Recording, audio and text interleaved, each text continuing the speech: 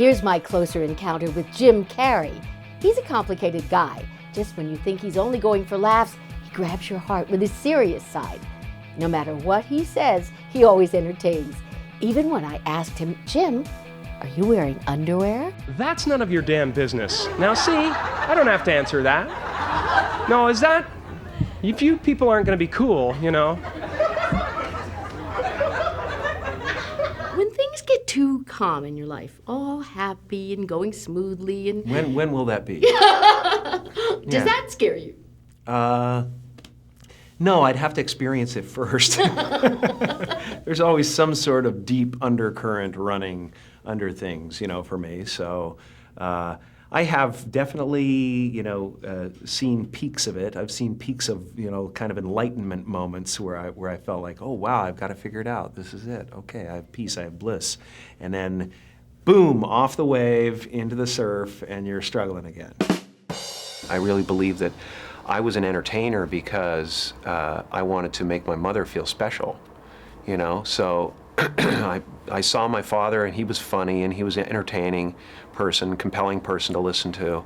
And I thought that was, remember making the choice as a very little child, like, I could do that, and that will make people drawn to me. This is my moment!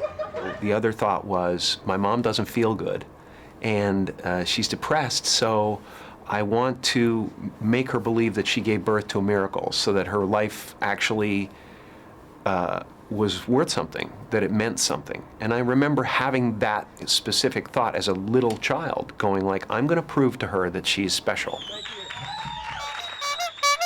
It is a childlike thing. It is a joy of performing, and that translates onto film. You know, that comedy without that spark of joy becomes really tragic to me somehow. You know, you ever see that where you look at somebody who's supposed to be funny, but they look just like really sad, and so I don't know. There's a difference. Mine a lot of times comes from just wanting to, you know, take people out of themselves and be carefree.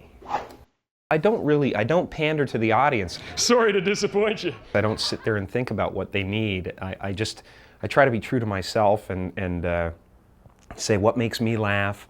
And, you know, basically the logical thing that goes on in my head is that there's got to be a bunch of other geeks like me out there who like to, you know, who laugh at the same things, who think, you know, this is funny. That ever-elusive Oscar. That would have been fun, but I blew it. I missed the chance. It's over. It's done. Damn it! To a certain extent, that crazy guy with the sign about, you know, honoring false gods outside the Oscars every year has a point. And it should be thought of as what it is, and that is a nod from your peers and appreciation from people, and that's a great thing, but let's not make it into a god. There's something that goes on in my head all the time, and that is, you know, I'm not the easiest person to live with because I'm like a caged animal, basically. I, you know, walk back and forth in the middle of the night and go, you know, and do a lot of that, but and I'm self-involved, you know, this is a very self-involved business we have, but I always go to the end, you know, that's where my mind goes. I'm like on my deathbed and I'm looking around, you know, for somebody who's really wants to be there, you know what I mean? And that kind of thing, you know, who did I love, who loved me, that's important to me. It's part of, you know, I think if you don't have that, then you lose the game ultimately, no matter what you do in your career or whatever. If you don't, you know, if you haven't made a difference to somebody, you know, that's important. It's time! Damn it, it's happening now! There's a lot of people out there avoiding life, you know, and I was one of them at a certain point, you know, just, yeah, there's a lot of things I gotta do, there's a lot of stuff going on, you know, and just kind of not taking up life's invitation to the dance, you know? And I've gone through years of books and DVDs and seminars and philosophies and that to come up with a way of living that I think is pretty cool. Yeah, there are people that expect you to be like, you know, flipping off the roof every 2 seconds or whatever, but, you know, for the most part, I don't know. I love meeting people, and, you know, it's a good feeling when people, like, drive up beside you and there's a gang of people in the car and stuff, and they're like, hey man, all right, you know, there's something great about that. Give me a crew! It's just a profound thing. Again, like when you have kids, people who don't have kids can't understand until they have a kid what the depth of what that is, you know. And they're like thieves of hearts, you know. Your heart is no longer your own, you know. And when my grandson came along, it was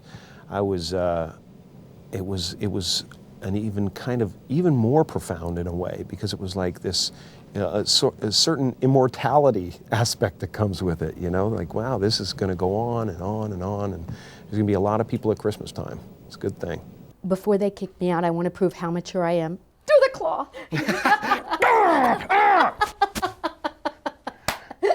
I have a question for you now.